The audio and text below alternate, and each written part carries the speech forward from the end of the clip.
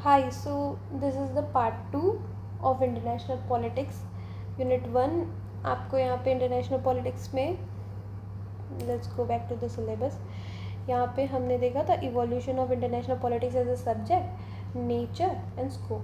ठीक है, इवोल्यूशन में हमने पढ़ा उसका 3 एंशियंट, मेडिवल और मॉडर्न टाइम्स का. फिर हमने उसमें नेचर में 10 नेचर देखे थे. स्कोप में तुमने बहुत सारे 15 अगर कुछ स्कोप देख लिए थे. अब आप study method traditional and modern पढ़ेंगे. ठीक है, तो यहाँ पे देखो, the study of international politics has evolve from classical descriptive approaches to scientific analytical methods. ठीक है, तो ये क्लासिकल एंड डिस्क्रिप्टिव था बड़ा ही. अब हम देखते हैं इसको साइंटिफिक एंड एनालिटिकल मेथड में अप्रोच इसका करने लग गए हम. ठीक है, तो ट्रेडिशनल कैसा था, बड़ा क्लासिकल एंड डिस्क्रिप्टिव था. अब मॉडर्न कैसा है, साइंटिफिक एंड एनालिटिकल हो गया है. ठीक, अप्रोचेस टू इंटरनेशनल पॉलिटिक्स आप यहाँ पे ना एक वो देख सकते हो कि ये माइंड मत करना, ये तो रफ है समझो. ठीक है, ट्रेडिशनल अप्रोच और एक मॉडर्न अप्रोच होता है. ट्रेडिशनल अप्रोच में हम रियलिज्म, आइडियलिज्म, न्यू रियलिज्म पढ़ेंगे. ठीक है, फिर मॉडर्न अप्रोच में इसको मिटा ही देते हैं, एक काम करते हैं, because this is not necessary.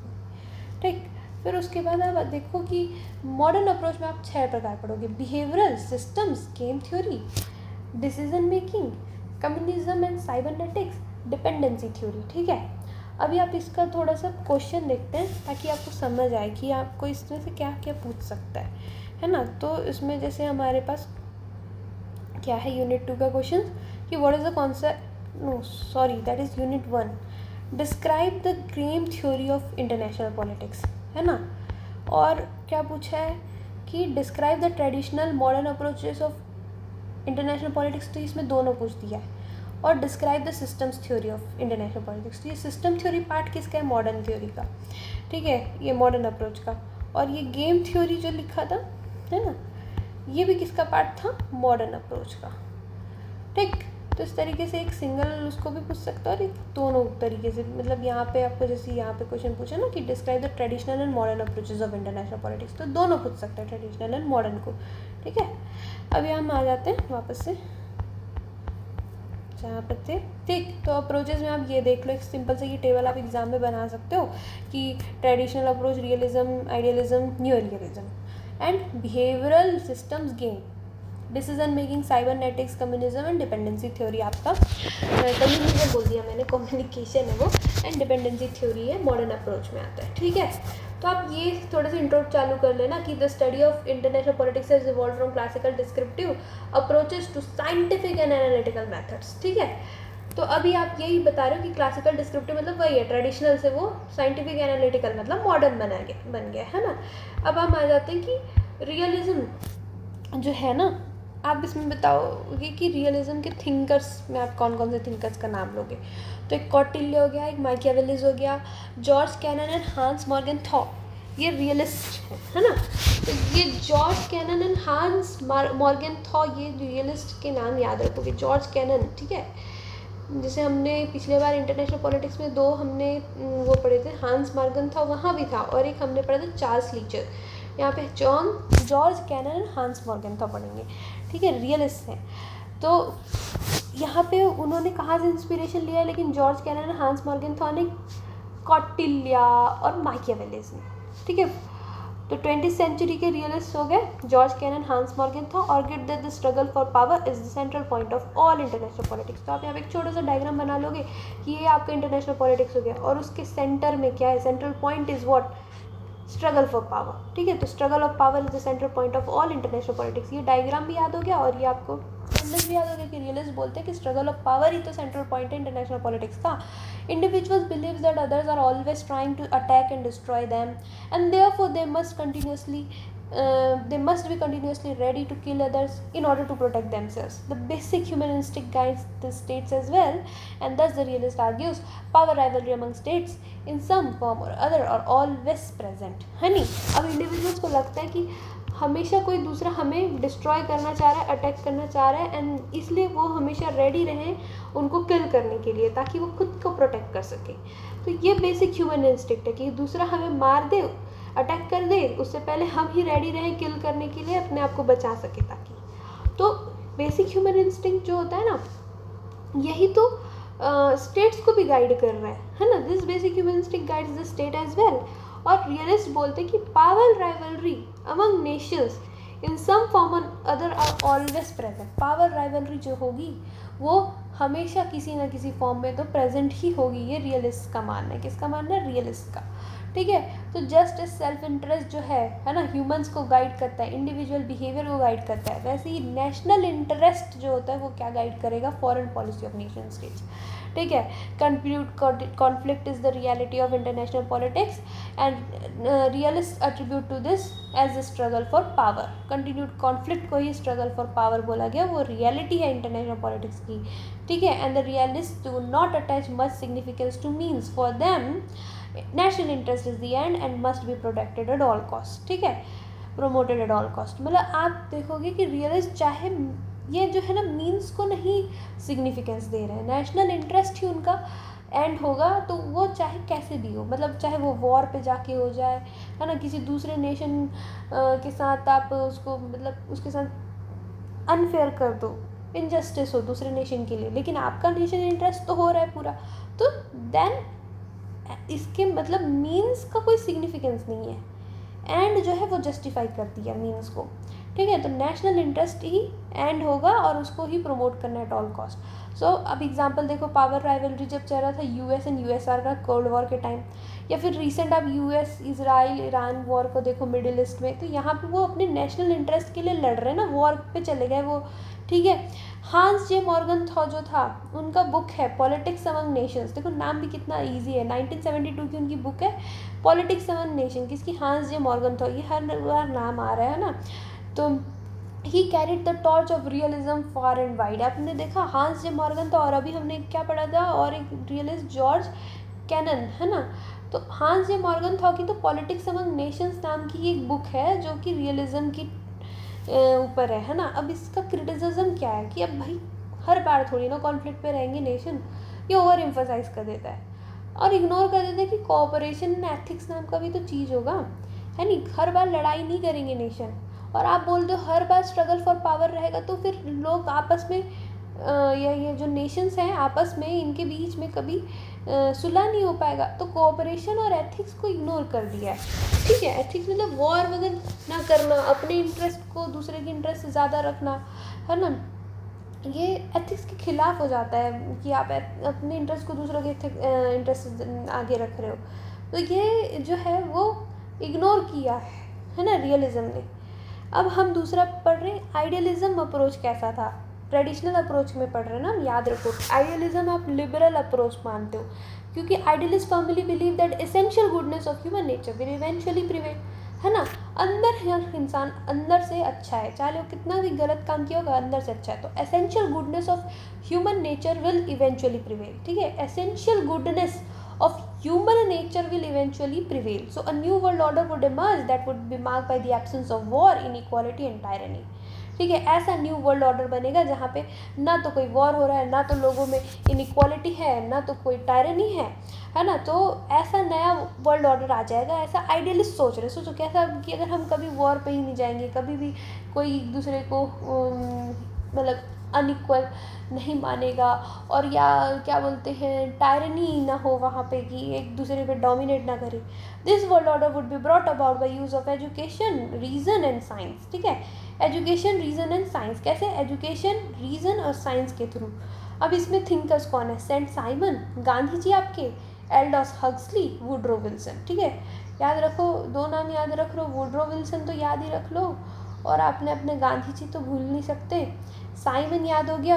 एल्ड्रो Saint Simon अब संत आदमी है भाई, सेंट साइमन. तो उनका आइडियलिस्टिक उनका होगा ना, आइडियलिज्म. एल्डोस हक्सली याद हो गया तो हो गया. प्रोमिनेंट आइडियलिस्ट, है ना. इंटरनेशनल पीस एंड कोऑपरेशन इनका एम होता है. जैसे formation of League of Nations 1919 में कौन किया था? प्रेसिडेंट वुड्रो विल्सन ने.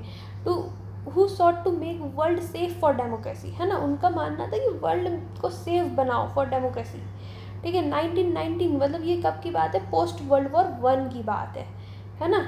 और इस समय उन्होंने बोला कि make world safe for democracy, establishment of United Nations भी हुआ इसके बाद, ठीक है, वो बात हुआ लेकिन 1945 के अराउंड, ठीक है। तो क्रिटिसिज्म जो है वो टू ऑप्टिमिस्टिक है, भाई ऐसा हो नहीं सकता, and it fail to prevent world war 2, ठीक है। आइडियलिस्ट लोग तो 1990s से काम कर रहे हैं, लेकिन वर्ल्ड वॉर 2 तो उसके बाद हुआ है ना, 1939 to 44 इज वर्ल्ड वॉर 2, तो इसलिए आप बोल सकते हो कि ये तो फेल्ड हो गया था वर्ल्ड वॉर 2 को प्रिवेंट करने में। प्लस ये ऑप्टिमिस्टिक है। कॉन्सेप्ट ऑफ एक्लेटिसिज्म मतलब approach that takes a middle path between idealism and realism, है नहीं। अब ना तो आप आइडियलिस्ट हो सकते हो, मतलब हर चीज़ अच्छा नहीं मान सकते, और हर चीज़ खराब है, रियलिस्ट भी नहीं हो सकते हो, है ना। तो इनका मिडिल पाथ ही eclecticism tries to use the best in both, ठीक है। Niebuhr regards realist that is children of darkness as evil but also wise, लेकिन Niebuhr regards idealist that is children of light as virtuous but foolish, ठीक है। तो ये एक neighbour भी याद रख सकते हो जो एक्लेटिसिज्म में बता रहा है कि भाई ये जो रियलिस्ट लोग हैं ना वो तो डार्कनेस के चिल्ड्रन हैं, बड़े इविल लोग हैं, बट वही सही है, वही दिमागदार लोग हैं। आइडियलिस्ट लोग तो चिल्ड्रन ऑफ लाइट हैं, अच्छे लोग हैं, लाइट के चिल्ड्रन है ना, बट वर्चुअस होंगे ये, है ना, लेकिन फुलिश है ये, है ना। अब नियो रियलिज्म आता है, also known as structural realism. अब याद रखो कि आइडियलिज्म को हमने क्या बोला, लिबरल अप्रोच थी ये, है ना। और यहाँ पे नियो रियलिज्म मतलब नियो यहाँ पे क्या नया आ गया, एक स्ट्रक्चरल दे दिया हमने, इसको स्ट्रक्चर दिया है ना। रियलिज्म कैसा है, स्ट्रक्चरल है, नियो, है ना। तो इसमें आप हमेशा याद रखना है केनेथ वॉल्ट्ज योहान जोसेफ नाई, याद हो गया तो ठीक है, Kenneth Waltz Joseph Nye are among the prominent new realist. Kenneth Waltz most celebrated book theory of IP, है ना, इंटरनेशनल पॉलिटिक्स। केनेथ वॉल्ट की बुक क्या है, थ्योरी ऑफ इंटरनेशनल पॉलिटिक्स, ठीक है। और अभी हमने देखा था हांस मॉर्गनथॉ, तो पॉलिटिक्स अमंग नेशंस, ठीक है, politics among Nations 1972। And Kenneth Waltz की बुक है आपकी क्या, थ्योरी है ना। पॉलिटिक्स अमंग नेशंस जो है, पॉलिटिक्स अमंग नेशंस, ये किसने लिखा है आपका, हांस जे मॉर्गनथॉ ने लिखा है, ठीक। और आपका थ्योरी ऑफ इंटरनेशनल पॉलिटिक्स किसने लिखा है आपका, केनेथ वॉल्ट्ज ने लिखा है, ठीक है। ये क्या कर रहे हैं, नियो रियलिज्म को सपोर्ट कर रहे हैं। और रियलिज्म का सपोर्ट कौन कर रहा था, मॉर्गनथॉ, जिसने क्या लिखा है, पॉलिटिक्स अमंग नेशंस, ठीक है, नेशंस। अभी आप देखो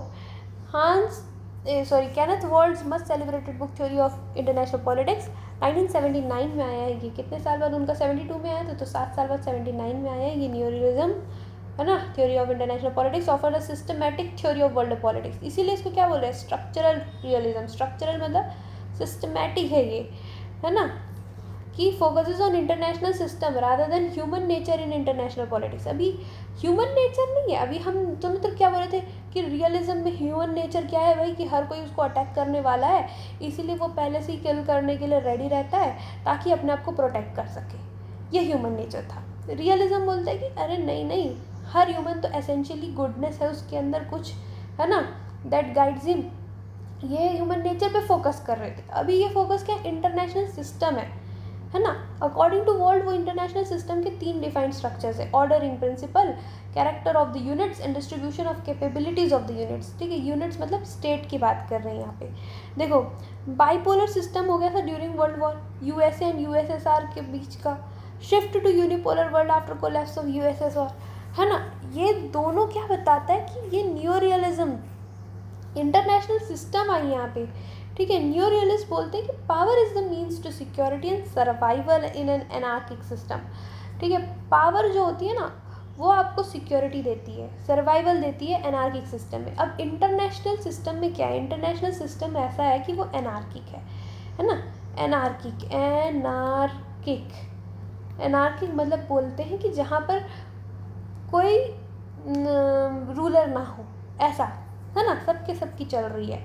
तो ऐसा सिस्टम है। आप देखो ग्लोबल लेवल में कोई एक राज नहीं कर रहा है, ठीक है।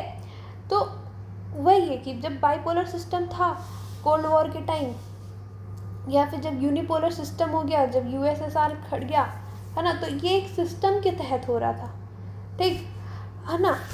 अभी आप ये देखो की प्रिंसिपल ऑफ न्यू रियलिज्म आप देखना, ठीक, इसमें आप देखोगे कि यहाँ पे बोला स्ट्रक्चर ओवर इंडिविजुअल एजेंसी होनी चाहिए, एनार्किक स्ट्रक्चर है यहाँ पे, साइंटिफिक अप्रोच है, security dilemma, balance of power, self help system, है ना। तो अभी आप यहाँ पे बताओगे कि की प्रिंसिपल्स ऑफ न्यू रियलिज्म में कि एनार्किक स्ट्रक्चर है, मतलब because there is no overarching world government, anarchy, है ना, तो states are primarily concern with their own security and survival. Structure over individual agency, मतलब structure means how power is distributed, unilateral, bilateral, multipolar, है ना, ये एक structure है। Determines the state actions more than the domestic policy और individual leaders. अब समझ आया कि ये जो एग्जांपल था वो क्या बता रहा था, स्ट्रक्चर ओवर इंडिविजुअल एजेंसी, है ना, कि अगर वो यूनिपोलर वर्ल्ड है तो वहाँ पे क्या हो रहा था, स्टेट का एक्शन, या वो बाइपोलर वर्ल्ड था तब कैसा स्टेट एक्शन ले रहा था, मल्टीपोलर वर्ल्ड में अब हमारे स्टेट्स कैसे एक्शंस लेते हैं, वो गाइड करती है। कोई डोमेस्टिक पॉलिसी या इंडिविजुअल लीडर नहीं गाइड करता, है ना। सेल्फ हेल्प ग्रुप जो होती है, दे, यहाँ पे बोला कि states rely on their own, है नी, सेल्फ हेल्प सिस्टम है यहाँ पे, कैपेबिलिटी पे रिलाई कर रहे हैं, अपनी कैपेबिलिटी मतलब मिलिट्री की, इकोनॉमिक कैपेबिलिटी टू सर्वाइव, ठीक है ना। बैलेंस ऑफ पावर बोल रहा है कि states tend to form alliances to balance against strong power, preventing any single state from being too dominant, है ना। अब बैलेंस ऑफ पावर मतलब एक स्टेट जो है वो अलायंस बना लेता है दूसरे स्टेट को डोमिनेट, एक स्टेट नहीं मतलब बहुत सारे स्टेट्स होंगे, वो देख रहे हैं कि एक स्टेट तो बड़ा आगे निकल रहा है, चलो हम अलायंस बना लेते हैं और उसको चेक करते हैं, अब उसको नहीं आगे बढ़ने देंगे, ठीक है। सिक्योरिटी डायलेमा यानी कि one state enhance security, other states insecure हो जाएंगे, leading to a potential cycle of conflict, है ना। अभी एक स्टेट ने अपनी सिक्योरिटी कुछ ज़्यादा ही बढ़ा दी तो दूसरे स्टेट को लगेगा मैं भी बढ़ाता हूँ, तो ऐसे कॉन्फ्लिक्ट बढ़ने लगेगा, है ना। इसके बाद फिर साइंटिफिक अप्रोच यही है कि देखो compare to classical realism, new realism is a scientific and analytical approach, है ना। ये नहीं बोलता कि ह्यूमन नेचर है, अरे भाई एक सिस्टम के थ्रू आ रहा है, ये मल्टीपोलर वर्ल्ड होगा, बाईपोलर वर्ल्ड होगा या यूनिपोलर वर्ल्ड होगा, वो डिटरमाइन करता है स्टेट का एक्शन को, है ना, कोई नेचर नहीं डिटरमाइन करेगा। तो क्रिटिसिज्म वही है कि आप देखो ignores the role of international organization. अब यूएन नहीं बैठा है क्या, हाँ, आप का जो आपके स्टेट के एक्शंस को बोलेगा कि तुम ऐसा नहीं कर, अभी जैसे कुछ स्टेट्स होते हैं जैसे चाइना होती है ना, चाइना ने क्या किया, हमारे अंदर बहुत ज़्यादा क्या बोलते हैं डंपिंग किया, डंपिंग मतलब उसने ना अपने कंट्री से भी ज़्यादा सस्ते में हमारे कंट्री में सामान बेचा। तो फिर वर्ल्ड ट्रेड ऑर्गेनाइजेशन ने आया और उसने बोला कि चाइना ऐसा करना खराब है, ये अनफेयर ट्रेड प्रैक्टिसेस हैं। तो ये अनफेयर ट्रेड प्रैक्टिसेस को रोकने के लिए कौन आया, international organization, World Trade organisation.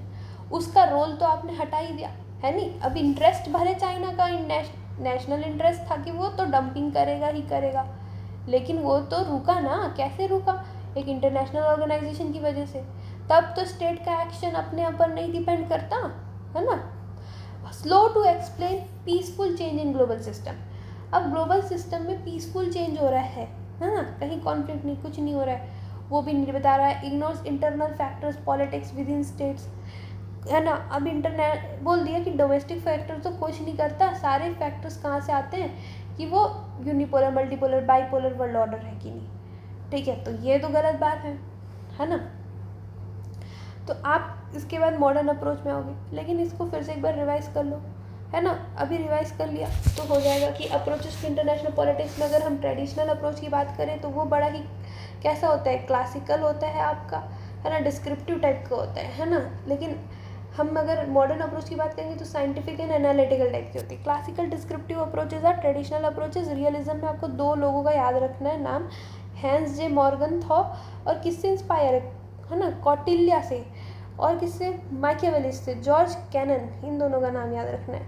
Idealism में आपको किसका किसका नाम याद रखना है, तो वहाँ पे आपको मिले थे कैनेथ वॉल्ट्स, तो हमको नियो रियलिज्म में मिले, राइट, है ना। आइडियलिस्ट लोग कौन होते हैं, तो हमारे बड़े गांधी जी हमारे, है ना। उसके बाद उसमें हक्सली नाम का एक था, ठीक है, और कौन था उसमें, आइडियलिज्म में कौन कौन लोग थे भाई, सेंट साइमन थे, वुड्रो विल्सन, वो है नहीं, और फिर हम न्यू रियलिज्म में आ गए तो जोसेफ नाई और केनेथ वॉल्ट्स तो बता ही दिया था, है ना। तो यहाँ पे रियलिज्म में हांस जे मॉर्गन था एंड कौन, जॉर्ज कैनन, हांस जे मॉर्गन था, ठीक है। इसमें बोला था कि ये इंटरनेशनल पॉलिटिक्स के सेंट्रल पॉइंट पे क्या होता है आपका, स्ट्रगल फॉर पावर, ठीक है। उसके बाद आइडियलिज्म में हमारे गांधी जी हो गए, है ना। इसके बाद हमने एक हक्सली को देखा था, और अभी हमने पढ़ा वुडरो विल्सन, है ना, और एक संत हमारे सेंट साइमन, ठीक है। न्यू रियलिज्म में आप क्या पढ़ोगे, इसको हटाओ पहले, अब न्यू रियलिज्म में पढ़ेंगे हम केनेथ वॉल्ट्स का नाम, है ना, और एक हमने पढ़ा था जोसेफ नाई, ठीक है। तो अब ये तीनों का नाम हमने देख लिया।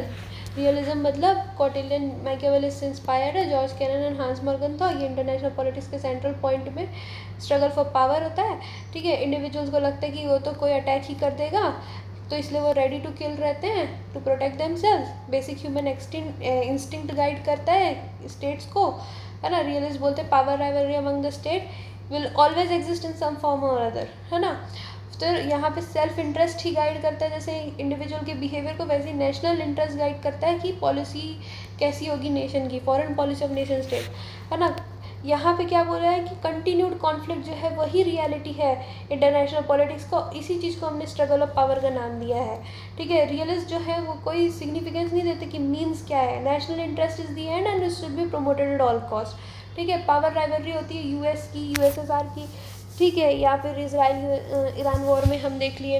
हाँ, हांस जे मॉर्गन था की बुक का नाम क्या है, पॉलिटिक्स अमंग नेशंस 1972 की, उन्होंने इसमें रियलिज्म के बारे में बताया।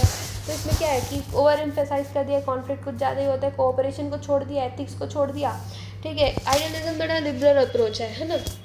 इनके मतलब कि essential goodness of human nature will eventually prevail, ठीक है। तो एक न्यू वर्ल्ड ऑर्डर आएगा जहाँ पे ना तो वॉर होगा, ना इनइक्वालिटी, ना टायरनी होगी, ठीक है। वर्ल्ड जो होगा वो वर्ल्ड ऑर्डर जो होगा ये ऐसा न्यू वर्ल्ड ऑर्डर जहाँ वॉर ना हो, ना इनइक्वालिटी हो, ना टायरनी हो, कैसे आएगा, एजुकेशन से, रीजन से, साइंस से, ठीक है। सेंट साइमन, गांधी जी, एडल्स Huxley and Woodrow Wilson are among the prominent idealist. International peace cooperation इनका एम होता है। लीग ऑफ नेशंस बना था, यूएन बना, है ना। उसके बाद फिर हम देखते हैं कि बड़े ऑप्टिमिस्टिक है, वर्ल्ड वॉर 1 को तो वर्ल्ड वॉर 2 को तो प्रिवेंट ही नहीं कर पाए, ठीक है। एक्सक्लेटिसिज्म में हमने नाइवर का नाम पढ़ा था, उन्होंने बोला रियलिस्ट जो है वो तो children of darkness, idealist children of light होते हैं। रियलिस्ट बड़े इविल हैं लेकिन वाइस हैं, आइडियलिस्ट बड़े वर्चुअस हैं लेकिन फुलिश हैं, ठीक है। ये मिडिल पेज बताता है आइडियलिज्म में रियलिज्म का। न्यू रियलिज्म बोलते हैं स्ट्रक्चरल रियलिज्म, है ना। Kenneth Waltz, Keohane and Joseph Nye are the prominent new realist. Must celebrated book का नाम क्या है, केनेथ वॉल्ट्स की थ्योरी ऑफ इंटरनेशनल पॉलिटिक्स, है ना। इन्होंने सिस्टमेटिक थ्योरी दिया है कि इंटरनेशनल सिस्टम में फोकस करो, ह्यूमन नेचर पे नहीं, इंटरनेशनल पॉलिटिक्स, ठीक है। उसमें हमने देखा कि पावर जो होता है वही मीन्स है टू सिक्योरिटी एंड सर्वाइवल, है ना। तो की प्रिंसिपल्स ऑफ न्यू रियलिज्म में आप देखो, एक अनार्किक स्ट्रक्चर है, एक स्ट्रक्चर ओवर इंडिविजुअल एजेंसी है, सेल्फ हेल्प सिस्टम है, balance of power, security dilemma, scientific approach, ठीक है।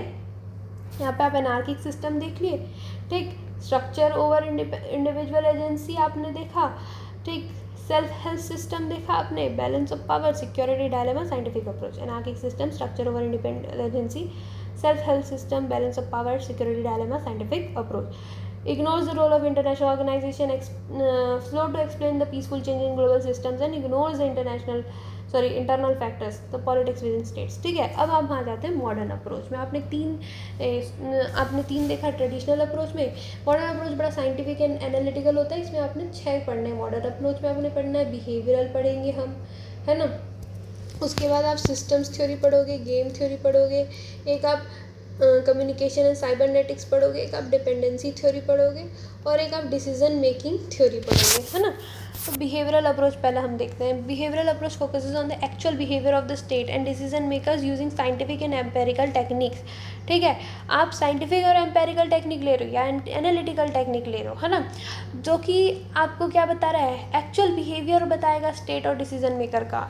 ठीक है, स्टेट और डिसीजन मेकर की एक्चुअल बिहेवियर को बताने के लिए आपने क्या लिया, साइंटिफिक एंड एम्पेरिकल, मतलब बेस्ड ऑन एक्सपेरिमेंट्स. ठीक है, ऐसे टेक्निक्स का यूज़ किया. Studies what states actually do, not what they ought to do, as oppose to traditional approaches, जहाँ रियलिज्म, आइडियलिज्म, न्यू रियलिज्म में क्या हो रहा था कि स्टेट्स करते क्या हैं, क्या करना चाह रहे, what they ought to do. एक बोलता है रियलिज्म की वो तो अपने आप को प्रोटेक्ट करने के लिए लड़ लेंगे, है ना. एक बोलता है कि नहीं नहीं सब बढ़िया होगा, जहाँ वॉर नहीं होगी, इनइक्वालिटी नहीं होगी, टायरनी नहीं होगी, ये वो ऑट करता है ना. न्यू रियलिज्म बोलता है कि अरे भाई ऐसा कुछ नहीं है कि आपको ह्यूमन नेचर वगैरह नहीं है, कि इंटरनेशनल सिस्टम है ना. तो यहाँ पे स्टेट्स एक्चुअली में क्या करते हैं उसके बारे में कि it concentrates on the individual as a voter, leader and revolutionary party member. ठीक है, अब and the influence of political group on the individual's behaviour. ठीक है, तो आप क्या होगा इन्फ्लुएंस पॉलिटिकल ग्रुप का, एक इंडिविजुअल को उसने माना voter, leader, revolutionary party member. ठीक है, वो एक वोटर है, लीडर है, रिवोल्यूशनरी पार्टी का मेंबर है, या तो इसका इन्फ्लुएंस क्या है पॉलिटिकल ग्रुप का इंडिविजुअल की बिहेवियर में, है ना. तो की फीचर्स आपने बिहेवियरिज्म में आपने क्या पढ़ना है कि बिहेवियर बनाना है स्टेट्स और डिसीजन मेकर्स का. ठीक है, साइंटिफिक एंड एम्पेरिकल ने उसको यूज़ करके.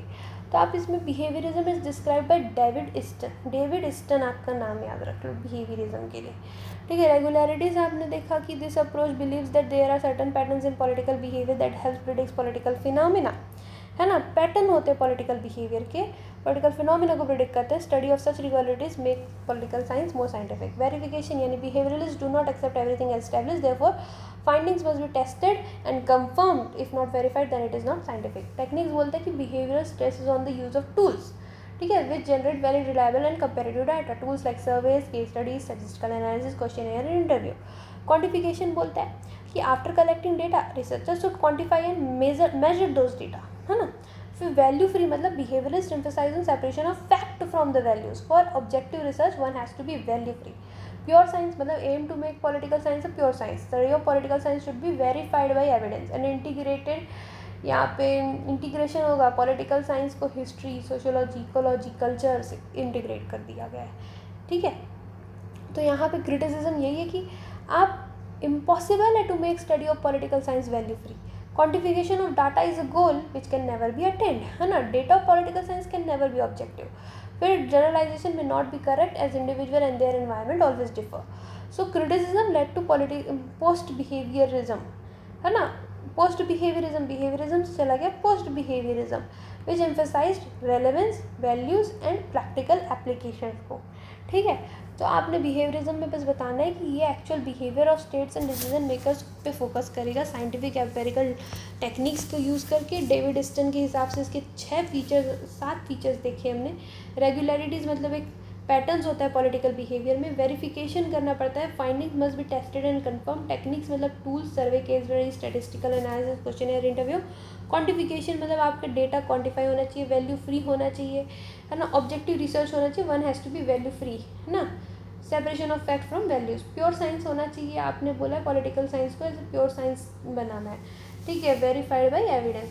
इंटीग्रेशन किसके साथ, हिस्ट्री के साथ, सोशियोलॉजी, इकोनॉमी, कल्चर के साथ. ठीक, तो इसी में से आप इसका क्रिटिसिज्म भी निकाल लो कि आप देखो कि पॉलिटिकल साइंस का जो है स्टडी बिल्कुल वैल्यू फ्री नहीं हो सकता. आपका कोई भी डाटा क्वांटिफाई करना जो है वो गोल होता है, लेकिन ये नहीं हो पाता, है ना. और ये ऑब्जेक्टिव भी नहीं है, ये वैल्यू फ्री भी नहीं है, ऑब्जेक्टिव भी नहीं है. और इंडिविजुअल एंड एनवायरनमेंट में जनरलाइजेशन नहीं कर सकते, क्योंकि उनका मतलब इंडिविजुअल और एनवायरनमेंट जो है वो हमेशा डिफ़र करते हैं, तो उनमें जनरलाइजेशन भी नहीं कर सकते हो, है ना. तो ये आपने पोस्ट बिहेवियरलिज्म की देखा कि वो एम्फसाइज करेगा रेलेवेंस को, वैल्यूज़ को, प्रैक्टिकल एप्लीकेशन को, है ना. मतलब आप देखो यहाँ पे क्वांटिफिकेशन नहीं हो पा रहा, वैल्यू फ्री नहीं हो पा रहा, तो वैल्यूज़ को, है ना, रेलेवेंस कैसा है उसका. अब हम देखते हैं सिस्टम थ्योरीज के ऊपर क्वेश्चन आया है. तो system is a set of factors और variables, political machinery, activities, interest with set parameters to the study. ठीक है, सिस्टम्स थ्योरीज जो होती हैं views international politics as a system of interaction among different actors where various parts are interrelated and influence each other, है नहीं. तो David Easton, Gabriel Almond and Morton Kaplan. David Easton इसमें भी नाम आ गया, मॉर्टन कैपलान यहाँ पे एकदम इंपॉर्टेंट, याद रख लो सिस्टम थ्योरी के लिए, ठीक है. गैब्रियल आलमंड, आलमंड खाते हो तो याद रखने के लिए खाते हो, किसको याद रखते हो, सिस्टम थ्योरी को, है ना. अब it can be used for an overall view of the relations among nations. The emergence of systems approach to the study of international politics can be described as one of the most significant development of the 21st century. Simple terms में देखोगे तो international politics is a system where inputs are processed into output. Input मतलब आपका demand and pressure, output यानी कोई भी decision और policy बन के आना. Components of the systems theory, तो इनपुट हुआ, उसको आपने कन्वर्जन या कन्वर्जन प्रोसेस के थ्रू भेजा तो आउटपुट निकला. फिर उसमें आपने फीडबैक मिलने के बाद एक्सटर्नल कंडीशंस भी अप्लाई होते हैं. इनपुट मतलब demands and pressures from states आ गया है, पब्लिक से डिमांड है, प्रेशर है, ग्लोबली आपका डिमांड होगा या प्रेशर पड़ रहा है, demand for climate action due to global warming example.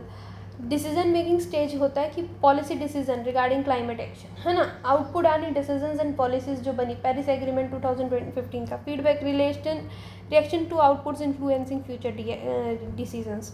तो Paris agreement expanded and signed by many nations. External conditions they affect the system like economy, political, social, technological, है ना. ये सारे कंडीशंस जो है वो सिस्टम को अफेक्ट कर सकते हैं. जैसे US withdrew from funding Paris agreement under Trump administration, ठीक है. सिस्टम मॉडल में इनपुट से कन्वर्जन होते हैं, आउटपुट बनते हैं, फिर फीडबैक आता है, और इसमें कुछ कुछ एक्सटर्नल कंडीशंस पड़ते रहते हैं जो इफेक्ट कर सकते हैं, ठीक है. मॉर्टन कैपलान का नाम क्यों याद रखना था, क्योंकि उनका वर्क है system and process in international politics, है ना.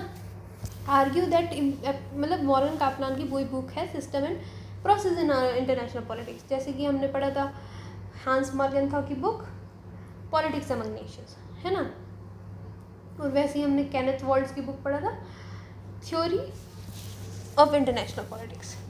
तो यहाँ पे systems and process in international politics argue that application of the concept of system as a tool for investigating international politics and all its phenomena. Kaplan ने 6 models of international systems दिए हैं, है ना. कापलान के 6 model में balance of power system है, loose bipolar system है, tight bipolar system है, universal system, hierarchical system, unit veto. तो ये कापलान मॉडल सिस्टम का याद रख लो कि बैलेंस ऑफ पावर सिस्टम मतलब मल्टीपल स्टेट्स जो है balance is out, no single power dominates. 19th century में कॉन्सर्ट ऑफ यूरोप इसका एग्जांपल है. लूज बाइपोलर सिस्टम क्या है, 2 मेजर सुपर पावर्स जो हैं अपोजिंग आइडियोलॉजीज के होंगे. जैसे presently China is leader of Global South, US leads West as argued by some scholars, है ना. तो ये बड़ा लूज है. लेकिन टाइट बाइपोलर सिस्टम हमने देखा 2 dominant powers with little room for others act to manoeuvre. जैसे हमने पीक कोल्ड वॉर टेंशंस में देखा था कि कैपिटलिज्म वर्सेस कम्युनिज्म हुआ था, है ना. वैसे यूनिवर्सल सिस्टम में a single global authority governs international relations. Theoretical है ये बड़ा. अ स्ट्रॉन्ग यूएन सिस्टम अगर ग्लोबल अथॉरिटी है ना, सिंगल अथॉरिटी तो हमने जैसे देखा यूएस हो सकती थी, लेकिन वो ग्लोबल अथॉरिटी की बात कर रहे हैं, इसलिए यूएन की सिस्टम बड़ा ही थियोरेटिकल है. यूनिवर्सल सिस्टम जाना. हायरार्किकल सिस्टम में एक डोमिनेंट पावर लीड करता है और अदर्स उसको फॉलो करेंगे, है ना. तो कोल्ड वॉर में यूएस लेड इंस्टीट्यूशनल ऑर्डर, जब पोस्ट कोल्ड वॉर हमने देखा कि यूएस यूनिपोलर हो गया तो उसके पीछे सब उसको फॉलो कर रहे थे. यूनिट वीटो यानी मल्टीपोलैरिटी भी बोल सकते हैं. Each unit is equally powerful and has enough power like nukes to deter other, है ना. Current nuclear strategies among major powers अगर देखें तो, ठीक है. तो आपने कापलान के 6 मॉडल पढ़े, जिसमें आपने पहले पढ़ा बैलेंस ऑफ पावर हो जाएगा. अब एक लूज बाइपोलर मल्टी बाइपोलर हुआ, है ना. उसके बाद आपने पढ़ा कि यूनिवर्सल सिस्टम आ गया, एक ग्लोबल अथॉरिटी है, एक हायरार्किकल सिस्टम पढ़ा और एक यूनिट वीटो पढ़ा, ठीक है. उसमें एडवांटेजेस क्या है कि होलिस्टिक है, डायनेमिक है, यूज फॉर पॉलिसी स्टडी, है ना. लेकिन लिमिटेशन है, बड़ा थियोरेटिकल एंड कॉम्प्लेक्स हो गया. Can not always predict outcomes accurately and ignores power politics. तो while provides a comprehensive and scientific framework must be combined with other approaches to fully capture the realities of global politics. फिर हम आ जाते हैं game theory. बड़ा interesting है कि game theory एक mathematical method है ताकि यहाँ पे आप स्टडी करते हो डिसीजन मेकिंग को in situation of conflict where game theory studies, ठीक है. क्या है मैथमेटिकल मेथड, क्या है game theory, mathematical method of studying decision making in situation of conflict. Decision making को स्टडी कर रहे हो कब, सिचुएशन ऑफ कॉन्फ्लिक्ट में, जहाँ पे गेम्स थ्योरिस्ट क्या स्टडी करते हैं, predicted behaviour of individual as well as optimal strategies, है ना, predicted behaviour of individuals and optimal strategies. Game theories क्या स्टडी करते हैं, predicted behaviour of individuals as well as optimal strategies. So the theory was originally used in chess game. Earliest work on game theory was published by PG Cameron, है ना। So game of politics, a study of principle of British politics and strategies, है ना, PG कैमरे की book. यहाँ पे जैसे वहाँ पे आपने क्या पढ़ा, नाम कॉनन, कापलान, कापलान नाम पढ़ा आपने, कापलान जो है सिस्टम्स थ्योरी के लिए। यहाँ पे आप पढ़ोगे कैमरे, पीजी कैमरे, है ना, पीजी कैमरे गेम ऑफ पॉलिटिक्स लिखे हैं उन्होंने, ठीक है। Further develop by Johns von Neumann and Oskar Morgenstern, Johns von Neumann and Oskar Morgenstern, Johns von Neumann and Oscar Morgenstern. In simple terms, game theory explains how countries choose strategies in situation of conflict and cooperation to maximize their gains and minimize the losses. Core assumption यहाँ पे minimum requirement 2 players for any game. Aim is to maximize national interest and minimize the losses. In every game, there is a strategy decided by player and decision maker. Rationality, player is always aware of the available alternatives available to them, है ना। Arrange in priority, alternatives को वो arrange करेगा। Zero loss is not guaranteed, मतलब all the players adopt strategy, rationality, intelligence, वो सब है उनके पास, लेकिन there always exist certain amount of uncertainty. तो जीरो लॉस नहीं होगा, कहीं ना कहीं वो भी लॉस करेगा और दूसरे प्लेयर का भी लॉस हो रहा है, ठीक है। मतलब वो जीत तो जाएगा लेकिन वो बिल्कुल जीरो लॉस के साथ जीतेगा ऐसा ज़रूरी नहीं है ना। The approach of maximisation and minimisation is the core of the game theory, it is called the strategy. मतलब आप मैक्सिमम बेनिफिट लो और मिनिमम लॉसेज लो, ठीक है। यही चीज़ बोला है कि game theories explains how countries choose their strategies in situation of conflict and cooperation to maximise their games and minimise losses, ठीक है। Game theory explains how countries choose their strategies in situation of conflict and cooperation to maximise their games and minimise losses, ठीक। तो आप यहाँ पे types पढ़ सकते हो कि अगर जीरो सम गेम हुआ, नॉन जीरो सम गेम हुआ, फिर वैसे ही यहाँ पे prisoners dilemma and Stag Hunt game है। जीरो सम गेम मतलब वन प्लेयर का गेन अदर प्लेयर की लॉसेस जितना बड़ा है, ठीक है, दोनों तरफ सेम है।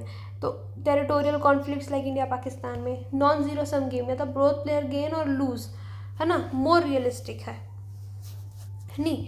मतलब यहाँ पे ट्रेड रिलेशंस जैसे between Nations, India EU FTA जो हुआ, है ना, एक ने EU को कहीं लूज़ करना पड़ा, इंडिया को कहीं लूज़ करना पड़ा, है ना।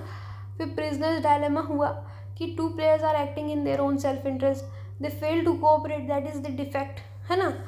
अभी ये दो प्लेयर्स अपने खुद का सेल्फ इंटरेस्ट चाह रहे थे तो कोऑपरेट नहीं किए, है ना। तो न्यूक्लियर आर्म रेस देखो US एंड सोवियत यूनियन का, जिससे कोल्ड वॉर हुआ। स्टैग हंट गेम में कोऑपरेशन यील्ड्स बेस्ट रिजल्ट। अब यहाँ पे देखो वो फेल टू कोऑपरेट कर गए, यहाँ पे कोऑपरेशन हुआ तो रिजल्ट आया, है ना। रिक्वायर्स ट्रस्ट एंड जैसे climate cooperation under Paris agreement हो गया। एडवांटेजेस ये है न्यूक्लियर डेटरेंस क्रिएट करने के लिए, है ना। आप देखो अगर scientific and logical analysis of behaviour of states हो गया, प्रिडिक्टिव बिहेवियर है बड़ा, help in policy making, limitation की अजम्पशन ऑफ रैशनैलिटी, स्टेट्स में एक्ट इमोशनली भी हो सकता है ना। ओवर सिंप्लीफिकेशन, देखो रियल वर्ल्ड पॉलिटिक्स में बड़ा कॉम्प्लेक्स है, कोई गेम नहीं है।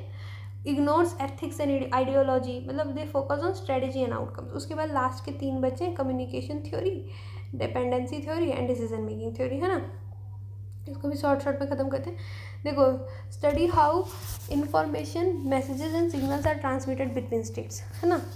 तो politics is not only about power but also about information flow, है ना, एंड परसेप्शन। तो मिसकम्युनिकेशन और lack of communication can lead to conflict. अब ये कार्ल ड्यूट्स ने बताया, है ना। He forward the idea of that the communication theory is based on science which is called cybernetics का कॉन्सेप्ट है। अ machine recognises the stimuli, interprets and perform talks, ठीक। तो इसमें सेंडर है जो स्टेट हो गया, लीडर ऑर्गेनाइजेशन, मैसेज आपका इन्फॉर्मेशन हो गया, चैनल आपका media diplomacy negotiation, receiver and feedback. Sender जब मैसेज भेजे चैनल के थ्रू रिसीवर को, उसने फीडबैक दिया, फिर सेंडर के पास पहुंचा, वो कम्युनिकेशन फ्लो है ना। एडवांटेजेस आपको डिप्लोमेसी में, crisis management, Cuban missile crisis के time, conflict prevention, foreign policy formation के लिए, global media and public opinion, enhance cooperation.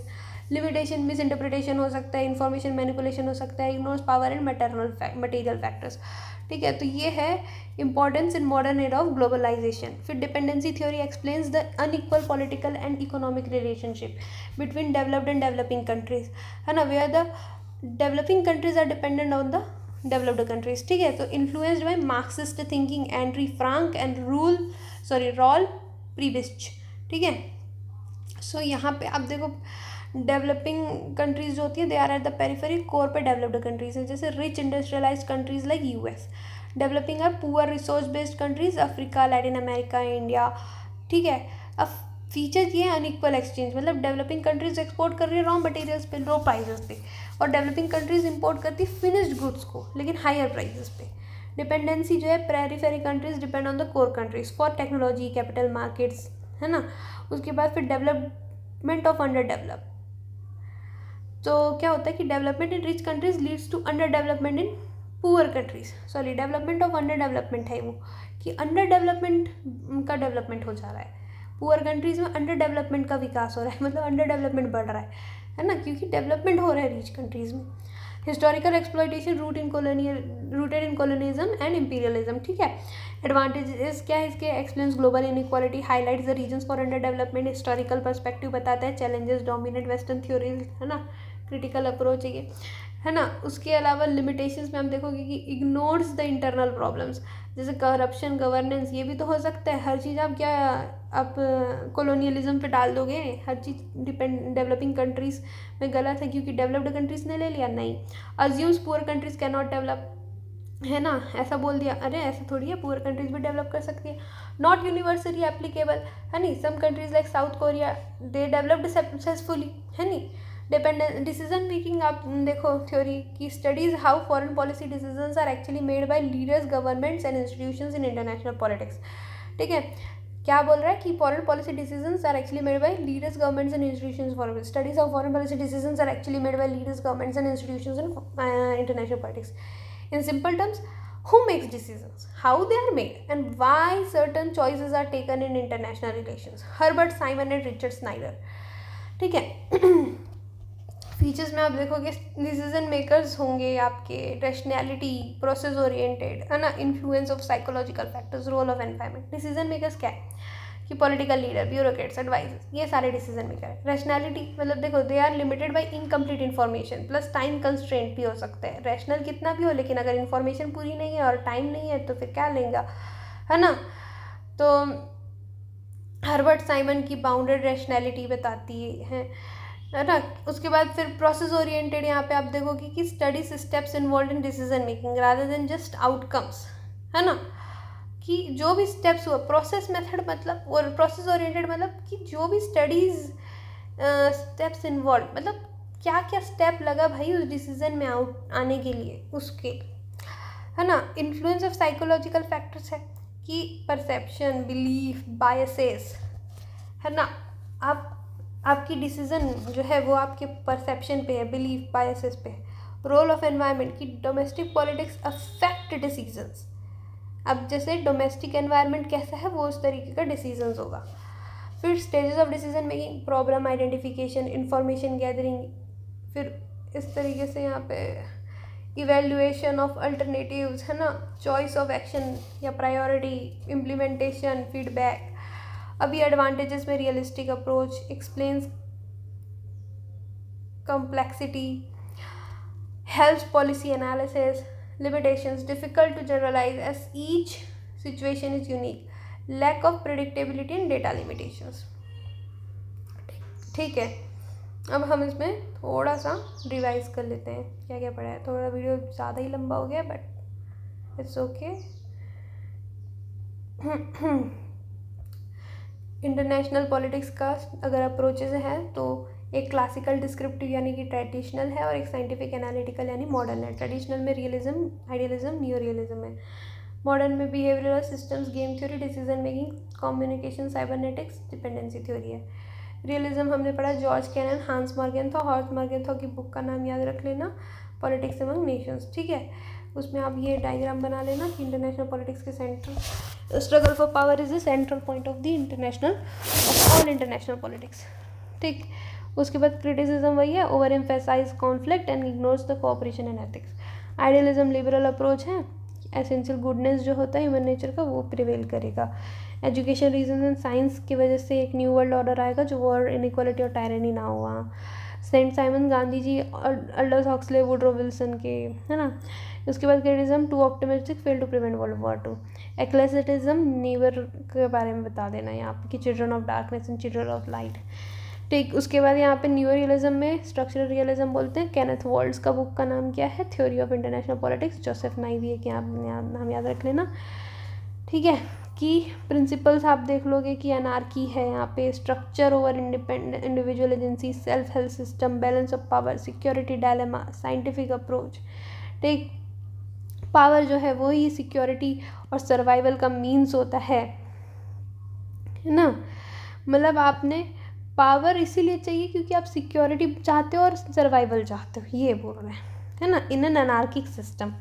तो वो बोलता है कि इंटरनेशनल ऑर्गेनाइजेशन तो है ही नहीं यहाँ, पीसफुल चेंज कैसे आएगा ग्लोबल सिस्टम में, बड़ा स्लो है उसको एक्सप्लेन करने के लिए। Internal factors politics with in states को भी नहीं बताता। तो पावर का काम क्या है? सर्वाइवल एंड सिक्योरिटी देना, ऐसा बोल दिया। किसने? न्यूरियलिस्ट ने बोला पावर का काम सिक्योरिटी एंड सर्वाइवल देना है। अब मॉडर्न अप्रोच में हम 6 चीज़ें पढ़ रहे हैं। बिहेवियरिज्म पढ़ेंगे, उसके बाद सिस्टम्स थ्योरी, फिर गेम थ्योरी, फिर कम्युनिकेशन एंड साइबरनेटिक्स पढ़ेंगे, उसके बाद हम यहाँ पे डिसीजन मेकिंग थ्योरी पढ़ेंगे एंड डिपेंडेंसी थ्योरी पढ़ेंगे, ठीक है। तो अभी बिहेवियरल में आपने देखा कि actual behaviour of states and decision makers जो हैं वो साइंटिफिक एंड एम्पेरिकल टेक्निक्स का यूज़ करके हम पता लगाएंगे, है ना।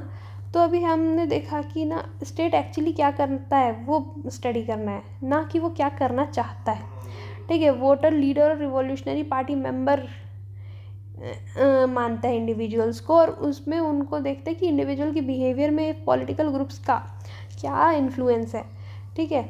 बिहेवियरिज्म में आप डेविड स्टन का नाम याद रख लो कि यहाँ पे 6 चीज़ें बताई हैं उन्होंने।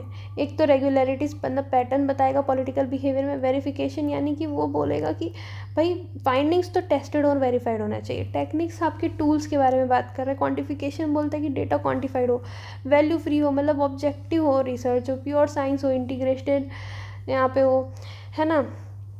तो आप स्टडी को बिल्कुल वैल्यू फ्री नहीं बना सकते। डेटा क्वांटिफिकेशन गोल तो है लेकिन अटेन नहीं हो सकता। PS can never, political science का डेटा ऑब्जेक्टिफाइड नहीं हो सकता है ना, ऑब्जेक्टिव नहीं हो सकता, सॉरी। जनरलाइजेशन में नॉट भी करेक्ट क्योंकि इंडिविजुअल एंड उनका एनवायरनमेंट तो हमेशा डिफर करता रहता है। तो इसलिए पोस्ट बिहेवियरिज्म आ गया जो relevance, values and practical application के ऊपर है। सिस्टम्स थ्योरी क्या बोलता है कि सिस्टम मतलब अ सेट ऑफ एक्टर्स और variables with set parameters to the study, है ना। सिस्टम थ्योरी बोल रहा है कि theory views international politics as a system of interactions among different actors, है ना, where various parts are interrelated and influence each other. सारे parts जो हैं वो इंटर रिलेटेड हैं, एक दूसरे को इन्फ्लुएंस कर रहे हैं। तो system of interactions among different actors, system theory मतलब सिस्टम ऑफ इंटरैक्शन, किसके बीच में? डिफरेंट एक्टर्स के बीच में, जो इंटर रिलेटेड है, इन्फ्लुएंस करते हैं एक दूसरे को, ठीक है। System of interactions among different actors which are interrelated and influence each other. तो यहाँ पे ना कापलान का नाम याद रखो, मॉडर्न कापलान, डेविड स्टन भी हो सकते हैं। सिस्टम थ्योरी में क्या सिस्टम है भाई कि इंटरनेशनल पॉलिटिक्स ऐसा सिस्टम है जहाँ पे इनपुट्स, डिमांड्स एंड प्रेशर्स को अगर आप प्रोसेस करोगे तो आउटपुट निकलता है डिसीजन एंड पॉलिसीज, ठीक है। इनपुट्स कन्वर्जन प्रोसेस हुआ, फिर आउटपुट, फिर फीडबैक बनता है, फिर एक्सटर्नल कंडीशंस भी इसमें इम्पैक्ट करती हैं। मॉडर्न कापलान के हम यहाँ पे ना मॉडल देखते हैं। मॉडर्न कापलान का वो जो 6 मॉडल्स है इंटरनेशनल सिस्टम का, ऐसे 6 सिस्टम है ना। तो इनपुट निकाल के वो जो निकलता है तो उसमें आपने देखा balance of power, loose bipolar and tight bipolar, फिर एक universal, hierarchical and unit veto होता है, ठीक है। हर state equally powerful. Unit veto का मतलब हाइरार्किकल, जैसे यूएस जो है यूनिपोलर है उसको सब फॉलो कर रहे हैं। यूनिवर्सल सिस्टम में क्या होगा कि एक स्ट्रॉन्ग यूएन, मतलब एक सिंगल ग्लोबल अथॉरिटी हो गई। टाइट बाइपोलर जैसे पीक कोल्ड वॉर टेंशन के टाइम में था। लूज बाइपोलर भी चाइना यूएस का देख लो। बैलेंस ऑफ पावर, एक स्टेट अगर ज़्यादा पावरफुल हो गया तो मल्टीपल स्टेट उसको बैलेंस करते हैं। 19th century concept of Europe याद रखना। सिस्टम्स अप्रोच के एडवांटेज यही है कि अभी बड़ा होलिस्टिक, डायनेमिक, यूजफुल है पॉलिसी स्टडी के लिए, है ना। अगर हम देखें टाइट बाइपोलर है तो उस समय कैसी पॉलिसी होगी वो देखना पड़ेगा। डायनेमिक है मतलब चेंज होता रहता है ना। देखो बाइपोलर से कब यूनिपोलर सिस्टम आया, है ना। और होलिस्टिक है, सब चीज़ कवर कर लिया इसने। ये ने बोल दिया बैलेंस ऑफ पावर के टाइम क्या होगा, लूज टाइट के टाइम क्या होगा, यूनिवर्सल हायरार्की, यूनिट वीटो के टाइम क्या होगा, ये सब होलिस्टिक कवर करता है। लिमिटेशन ये कि too theoretical and complex theoretical पढ़ाया है ना, प्रैक्टिकल चीज़ें तो बताता नहीं है, तो ये आउटकम्स को एक्यूरेटली प्रिडिक्ट कैसे करेगा, और ना तो पावर पॉलिटिक्स को पूरा ये इग्नोर कर दिया है, ठीक है। तो ये कॉम्प्रिहेंसिव साइंटिफिक फ्रेमवर्क तो है, लेकिन अदर अप्रोचेस के साथ कंबाइन करके पढ़ने के लायक है। गेम थ्योरी बोलते हैं कि मैथमेटिकल अप्रोच है डिसीजन मेकिंग को स्टडी करने का कॉन्फ्लिक्ट के सिचुएशन में, जहाँ पे गेम थ्योरिस्ट किसको स्टडी करते हैं, वो एक देखते हैं कि predicted behaviour of individuals and optimal strategies को, ठीक है। गेम थ्योरी पे सबसे पहला वर्क कैमरे का था। कैमरे का क्या था, गेम ऑफ पॉलिटिक्स, है ना। John von Neumann and Oskar Morgenstern, ये नाम याद रख लो, और किसके लिए, गेम थ्योरी के लिए, ठीक है। पीजी कैमरे तो बोल दिया कि गेम ऑफ पॉलिटिक्स पीजी कैमरे, ठीक है। जॉन, ये वॉन का वी छोटा रहेगा, ठीक है। उसके बाद न्यूमैन, जॉन वॉन न्यूमैन, और एक ऑस्कर मॉर्गनस्टर्न, ये क्या गेम थ्योरी के लिए, है ना।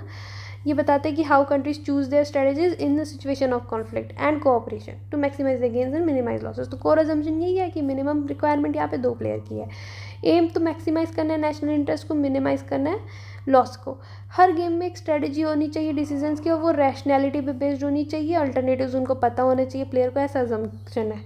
0 लॉस का भी गारंटी नहीं होता। मिनिमम रिक्वायरमेंट, है ना, maximum national interest, strategy, rationality, 0 loss. Minimum requirement, national interest, strategy, rationality, 0 loss, ठीक है। अब इसमें कंपोनेंट में वही आप देखो कि जो approach of maximisation and minimisation is the core of game theory and it is called the strategy, है नहीं। तो अभी आप देखो कि प्लेयर्स जो होते हैं ना, स्टेट हो सकता है, स्ट्रेटजीज आपकी पॉसिबल चॉइसेस, अटैक करना है, डिफेंस करना है, कोऑपरेट करना है, नेगोशिएट करना है ना। पे ऑफ मतलब आपको क्या गेन मिला या लॉस मिला हर एक स्ट्रेटजी से। आपने अटैक किया तो लॉस हुआ कि गेन हुआ, डिफेंस करने से लॉस होता है कि गेन होता है, कोऑपरेट करने से लॉस होता है कि गेन होता है, नेगोशिएट करने से लॉस होता है कि गेन होता है। Rules of the game they govern the interaction among players, ठीक है। तो इसमें आपने ना 4 टाइप पढ़ लिया, ठीक है। एक तो 0 सम गेम होता है, जहाँ पे ना जितना एक को लॉस होता है उतना दूसरे को गेन होता है। नॉन 0 सम मतलब दोनों प्लेयर को लॉस और गेन हो रहा है ना। ट्रेड रिलेशंस में ऐसा देखा जाता है। प्रिजनर्स डायलेमा और स्टैग हंट गेम हो गया। प्रिजनर डायलेमा में अपने सेल्फ इंटरेस्ट की वजह से कोऑपरेट नहीं करते, कोऑपरेट करते तो बेस्ट रिजल्ट मिलता है, जैसे क्लाइमेट कोऑपरेशन हो गया। एडवांटेजेस न्यूक्लियर डेटरेंस, है ना, scientific and logical analysis of behaviour and states, predictive power होती है, हेल्प इन पॉलिसी मेकिंग, है नहीं। अब लिमिटेशन आपने देखा कि अजम्पशन ऑफ रैशनैलिटी, अरे भाई स्टेट अपना इमोशनली भी एक्ट करता है ना। ओवर सिंप्लीफिकेशन आप देख रहे हो कि रियल वर्ल्ड पॉलिटिक्स जो होती है वो तो बड़ी कॉम्प्लेक्स है। Ignores ethics and ideology, they focus on strategy outcomes. फिर कम्युनिकेशन थ्योरी में ना आप ये सब बता दो कि एक तो सेंडर होता है जो मैसेज देता है चैनल के थ्रू, और वो रिसीवर के पास जाएगा, फिर फीडबैक आता है सेंडर के पास वापस, ठीक है। साइबरनेटिक जो कॉन्सेप्ट है वो बोल रहा है कि a machine recognises the stimuli then it interprets and perform the task, ठीक है। एक मशीन स्टिमुलाई को रिकॉग्नाइज करके इंटरप्रेट करने के बाद वो परफॉर्म करता है टास्क को। स्टिमुलाई को रिकॉग्नाइज करके इंटरप्रेट करने के बाद टास्क को परफॉर्म करता है। कार्ल ड्यूट्स, क्या ना, कार्ल ड्यूट्स, ये है किसकी, कम्युनिकेशन थ्योरी के।